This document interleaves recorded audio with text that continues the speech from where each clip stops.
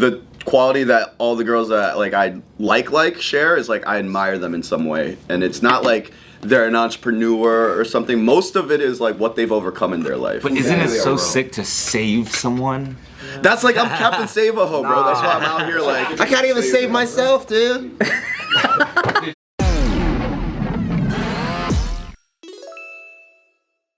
Welcome back to another amazing episode of Careful Boys. I can turn up the AC. Sorry. He was cold. Oh, are you cold? No, I'm not cold. I'm freezing. Are you freezing? Nobody else is. You're No, always I'll deal with it. He's always complaining about the Take a heat. shot of tequila. No. It was my first calories for the day. I'll take one if you take one. I'll take one if you take one. That's easy. He's gonna take one. Damn, it's early. This guy's Okay, an next video. alcoholic. He loves drinking. He loves drinking I have a responsibly. question for Joe. Yeah, Wu-Tang had a question. Oh yeah, a question go for me. it. Yeah. Alright, so you're talking about the whole attracted to broken women thing. And then are you married now or your girlfriend? Married now? Yeah. Wow. Was your wife when you met her like one of those situations or? No, you know, like I told the story before, but it was just like I had no plans on being serious with her. She didn't either. She's in London. So long distance, right? Well, how'd you meet her? When I was on a different trip to London, she DM'd me from her work Insta, which is she's into fashion stuff, so it's all textiles and things like patterns.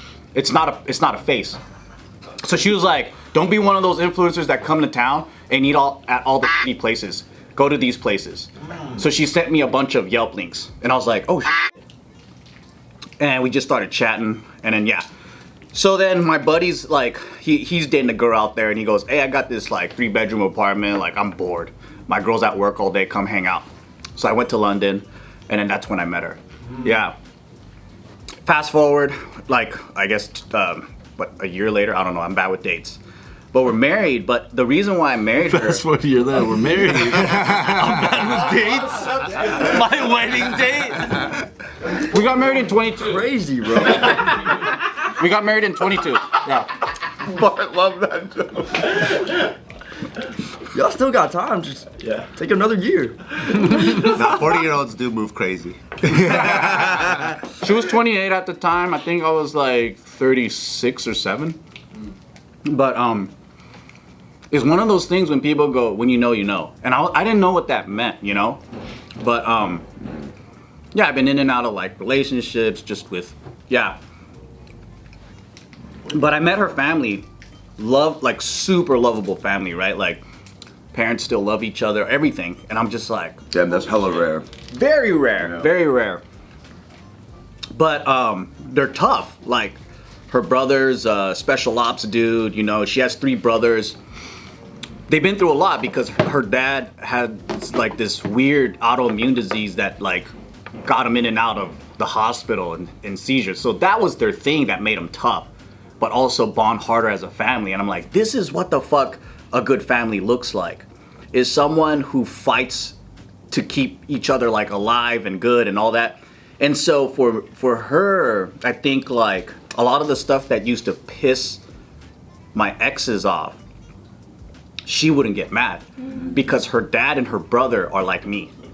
So she understood me in a lot of ways because thankfully she grew up with guys like that. Can you give an example, like things that would piss off your exes but not her? Damn, I don't know any specifics, but it would be along the lines of like, fuck other girls. And I think the biggest one would be like, Fuck another dude. sucking some dick. Why'd you do that, Joe? You're impulsive about doing stuff. And Yeah. So quickly decide. Totally derailed this. So she would be like, you're so romantic, right? And I'm like, are you fucking with me? Because every ex I dated said I'm cold, unemotional, I'm not romantic, I'm not capable. Okay, I say that to you too. Stop poking me. And so I went throughout life thinking, oh, I'm just like a guy I can't express romance and like I'm just cold and I just fuck and that's it and whatever. But she said, she was the first one to be like, you're so fucking romantic and thoughtful. And I'm like, you're the only person that knew that when I'm doing these adventures and thinking of something to do spontaneously, that's because I want us to have fun. And in the past, all of the exes were like, why the fuck are we going hiking out of nowhere? Like, or whatever, right? Like, they didn't get what I was doing. So it's kind of hard to explain, but like, she just got what I was doing without me having to say it because her brother and dad's the same way. Yeah. And then so that kind of created this environment that was like, not so much adversarial, because relationships can get like that, right? Because like if you have trauma, then something can trigger you and go, hey, you fucking bitch, you're doing this because you have this ulterior motive. And you think negative when they didn't even mean that, but you probably dealt with something in the past. That's what I was dealing with. Yeah. And she never had that at all. Like with me, it's always been unconditional love. But what breaks my heart is I can't give that to her. So fuck, it's yeah. Can't give what to her? When we fight, like I'll be immediately, she's my enemy. And then so I'll scream at her, yell at her, act as if like she's trying to do something deliberately wrong. Trying to slay you, yeah. Yeah, but then her reaction is she doesn't feed into the fight, so she doesn't fight back. So it turns into like a one-sided fight. Yeah, and then I calm down and I'm like, holy fuck, dude, I'm so sorry. And then I feel guilty. Yeah. You're dead ass just like me. Right, that's why when I heard your story, I was like, bro, yeah, that's, it changes, right? But it takes time. But with the right person, it's different. Some people you guys just egg each other on and then it's like bad. It's like fire with fire. Some other people, it's like they can help you grow out of that situation because they don't give you that. Yeah. How do you think you could have found somebody like her sooner? Man, I don't know. Because I don't think I was incompatible with my exes in the same way. I think they helped me learn a lot about myself. And then if I didn't have that, I wouldn't be ready for Hannah now. Like you gotta like eat winter schnitzel to know that this hot dog is actually really good hot dog. I think so. Bart's hungry. He's fucking hungry. Simplify the idea. You gotta know like what doesn't work, right? Because you gotta go straight to a Michelin star restaurant. Like this whatever. Michelin star hot dog? Well, also I feel like, but what if you just had no hot dogs? The first hot dog you eat, you're like, damn, I'm sticking with this one. You know? Ding ding ding. Right here. That's it. Guy, yeah. High school sweetheart. Ding ding. High school Right. sweetheart. Who is he? Which hot dog is it? Well, I don't know. For me and my wife, it was just like every time we had a big test, we would try to like get through it, and we come out the other side, and we're like, all right, cool. High school sweetheart for real though? Yeah. Wow. Isn't that crazy? Story, dude. That's insane. But I just feel like once again, it's just like I got lucky. I found the right person. We found the right people. right time. And then also too, we just try to just make it work. We have the same mentality going in. They're both wieners. She doesn't want to leave me yet, but we'll see. But if that time ever comes, we'll deal with that then too. Yeah. I think you told a story once where it was like the hardest part in your relationship. It was like a deciding factor point. You've never had that where it was like, are we really meant to be together? We've been, we were so young when we got together. Maybe we should go our separate paths. That's never happened to you. Don't put those thoughts in his head. Yeah, did you have like a rock bottom? Did you have a rock bottom moment? Yeah, we had some like issues, but like I never felt like it got, at least on my end. I never felt on my end where I was like, I'm ready to just blow this shit up. Of course you have like intrusive thought. Yeah. But you realize it's emotion and it's based on like how I'm feeling in the moment, not really about like how I'm gonna feel later on. Our probably biggest issue was like integrating with like my family and stuff like that, and kind of like managing these personalities, getting us together. And that was like, it kind of taught me how like kind of my family is, and how to bring another person into my family, and me being, I guess, the liaison between them, right? Because I'm the youngest in my family by like 6 or 7 years. So I was always like the little brother that was like, all right, we're going here. Okay, cool. I'll just go with the flow. So then now that I'm bringing someone into my family who's my wife, who I was going to marry, there was a lot of like tension going in. And I kind of had that mindset of like, all right, well, it'll all be cool. But then I had to be really proactive and, put out some fires here and there. And I was like, oh shit, this is kind of crazy. But during that time, it was when maybe we had the most like rocky place in our relationship. But it was one of those things where it's like, all right, well, what do you want to do? Do you want to fucking leave? If you want to leave, okay. go ahead. I want to be here. You want to be here? Okay, then let's move forward. So like that's how we kind of handle it. But I'm lucky that I have someone that was able to have the same mindset with me. And I know for a lot of my friends that have a hard time finding their people, I think that's what it really is finding the right person that like fits their weird, you know? Yeah. What up, guys? Thank you for watching us for so long. If you like what we do, please support our Patreon. Joe, tell them what we have to offer. So every week you get 2 videos. One never released director's cut, and another one too hot for YouTube, Patreon only. Every freaking week you get that. And you get access to our Discord where you can come chat with us. And ask us questions that become episodes here because we're gonna answer them and we're gonna take it seriously and we wanna give you the responses that you want. So come stay connected with us, join our Patreon, click the description below for full details. Yeah, it's about matching the weird. That's what I've noticed. And you being understand, like I understand the baggage that my wife has, she understands the baggage that I have, and we're both okay with it and we're willing to move past it and work towards it. Because obviously we don't have any intention of being, I guess, the same people. We want to like try to improve and not be pieces of shit all the time. So it's like, you know, as long as we're kind of aiming for that, I think generally you get better results than if you're just like, all right, well, this is who I am, it's your fault, whatever. Because I feel like that can happen a lot in relationships. Dating is scary, man. I'm just not gonna. It's hard, bro. It's really fucking hard. What I wanted to ask is, because you were like, oh, how many people do I have to hurt before you hopefully get to the place where you find 6? Yeah, So I'm curious. 2 to 6. I mean, 2 to 6. they're hurting Trying you to too. cap it at absolutely. Hey, so start speed running. I'm trying to be a good guy when I say that, but And trust you're me, not really hurting if both of you guys are coming too. Yeah, that's true.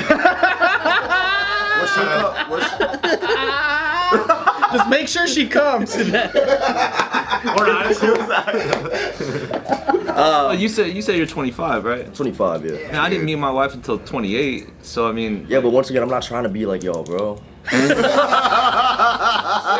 gotta take them out. That's why you got problems. No, I know everybody tells me like you're still young, blah blah blah, but it's like I don't know. The idea of growth is daunting. That's the best way to put it. I still pursue it. I like that more than anything in this life. The journey to be healthy and to end the cycle that my parents showed me. That's my strongest pursuit. It always has been. But to say it's not daunting would be a lie. Sometimes like I had to force myself to go on a walk or do something to get my mind off it because I will sit there and the more you think about it, the more impossible it seems. And then sometimes it's like I look back on the past 2 years and I see who I am now. I see how differently I view Good, bro. What's up? What'd you do? I was looking at my forearms. They look pretty good. Everyone got ailments, dude. Everyone got ailments. Why'd you're the one that made it weird. It was so normal until you fucking brought it up. I mean, while he's completely being forgot what I was deep, you're saying. over here like. I saw like a line in my forearm I didn't notice before. I was like, is that like It's a striation. Oh shit. Come on. Hey, the diet's working. Okay. Bro, I was Don't quiet put a and shit. reflection in front of him. He won't pay attention. I was quiet and everything. What's your situation lately? I know you've had some like pretty adventurous dating experience. Oh god. Adventurous, yeah. He's back on those adventures. High risk, low reward. High risk, low reward is crazy. I would say it's medium reward.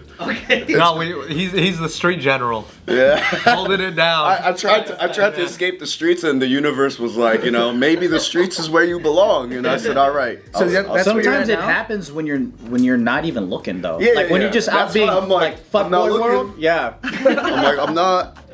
But yeah, no, I mean, I tried the dating thing real like, and then did not work out, and then yeah, so then I was just like, I don't even know what. I was like celibate for a bit, and then I met people I emotionally connected with, and then that ended very terribly, and then now I'm just back to the streets. Oh, okay. But he's the chosen one. You know how Korea's going extinct? He's gonna make sure he repopulates everybody. Let's go. You're gonna go back there and repopulate the whole Aren't they paying people to go? They're gonna take me to the military if I go back. That's Japan. Are you like out there making half Koreans then? No, hopefully not. But yeah, I try to take every precaution Hey, to you not don't do think that could be helpful for your addiction? that. What? Just A child? No. The military. The military. No. Or do you think you would go the other way and start? I think fucking I'll just start fucking dudes. I'm just kidding.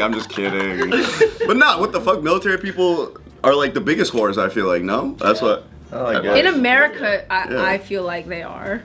I Only feel like because everywhere. Oh, really? Okay. I don't You're know. just with a bunch of dudes all the time, the testosterone pumping. Like the second they let you out, you're like, women, where are they? You know, like that's what I see from my military friends whenever they're fucking in town or whatever. Around the military base, there's always a big red light district. hella strip clubs, hella tattoo shops. Yeah. Camaro dealerships. High APR. Yeah. It's so on point. Is that something you even want? Because for me, it wasn't even on my radar because I lost hope. So I'm just in surprise that I'm married. Yeah. It was like, it was just. I think I like tricked myself into thinking I wanted it for a little bit. I think it's because I met a girl that I wanted it with, and then that just panned out terribly. But then so now I'm just like, and then I think I was in the mindset of like that's what I want. But then I was like, no, it's not. I don't think it's what I wanted. I wanted her, I think, and I just didn't like because the regret of like not acting on it would eat me up. I'm like, all right, so then every woman I meet now, I gotta just see in case you're the one. But I'm like, damn, you're all. I'm dating in LA, you know what I mean? Like, LA is like one of the worst cities to like seriously date in. So I'm just like, and then I'm also like, what am I complaining about? Like, life's pretty good. So I'm like, I'm just Back going to the streets I go. This 1942 bottle. Every one of my friends got cuffed up, and I'm like, someone's got to hold it down over here. I'll be waiting for y'all. And slowly, one by one, they're coming back. So I'm not coming back. I got my right hand man back. I want a wife and kids. Yeah, so did I, man. Don't worry. Yeah. But I said keep putting that energy out. You don't have to end up like him. End up like me. Fuck you. Is that what you want eventually? Oh yeah, absolutely. I want lots of kids. I want a wife. Like I want the traditional type of happy family marriage and stuff. But you know, I realize like it's not about looking for it. Like I'm not trying to like look for it. I'm open to it when it comes. I think I am ready to deal with those responsibilities if they come. But yeah. The streets are fine. But for now, he's got to try every single pie. Yeah. Jeremy, what's Wootuck's type? Your opinion, They have to breathe. Wow.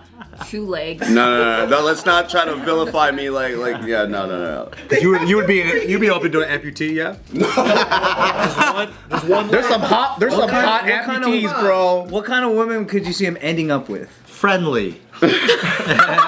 Anybody who's friendly is Wutak's type. Oh my god. This is not true. Do you have any? You have good taste. You know what? He actually has really good taste when it comes to women. Like, just physically, they're all very, very pretty.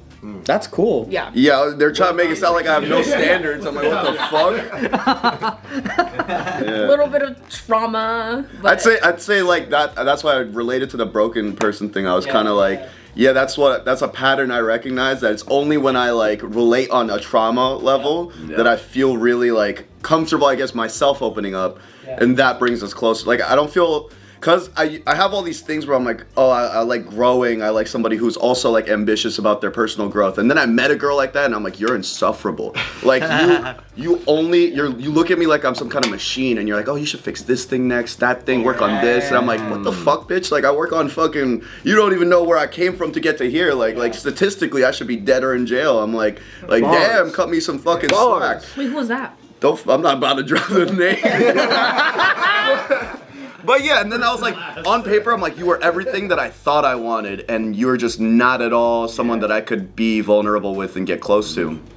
That means they're not truly healed either. Yeah, exactly. It's like it was almost like like an arrogance, like it was like this mask of like, look how much I work on myself. That means I'm better than you. Yeah. Right? Not to me, because that's what she was attracted to me about. She was like, oh, I feel like you're the same. But I'm like, nah, not in the way that you're like that. Like, I feel like you do it as like a badge of honor, and I'm just like trying. It's like a virtue signaler or like a good exactly.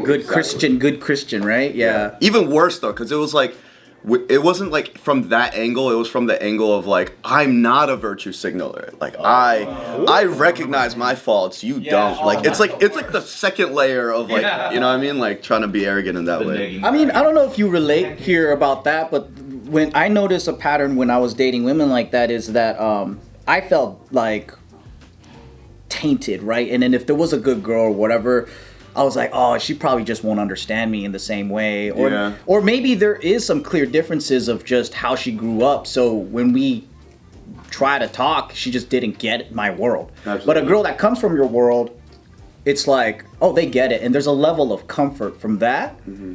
But then you got two broken souls, like trying to fix it's just not that good. That's exactly, yeah. I mean, like that's what I'm going through now. I feel like where every woman I've like connected with enough to like try to like be vulnerable or emotional with, I'm just like, damn, this is not gonna end well. Like it's very attractive to me because it's like feels like this like fucking K-drama of us like crying together or whatever the fuck. Yeah. But it's just like, it's literally like two people with one hand trying to play like fucking basketball, you know? Like it's fucking sucks. And it sucks to watch from the outside. It's like, damn. Yeah. Still possible though. It's possible, but it's like, damn, they're trying so hard. It's just I want to close my eyes, you know? It's good to meet people with trauma, but I think you need people that are trauma and healed. Exactly, and I think that's one of the most attractive qualities in women to me. It's I've realized like the quality that all the girls that like I like share is like I admire them in some way, and it's not like they're an entrepreneur or something. Most of it is like what they've overcome in their life, like, and then like. But isn't it so sick to save someone? That's like I'm Captain Save-A-Ho, bro. That's why I'm out here like too much work, totally inspecting every rock to see if I can't even save myself, dude. No, dude, just work on your forearms. I don't got the energy. Yeah, that's the biggest hoe to save. I don't got the energy to save other people.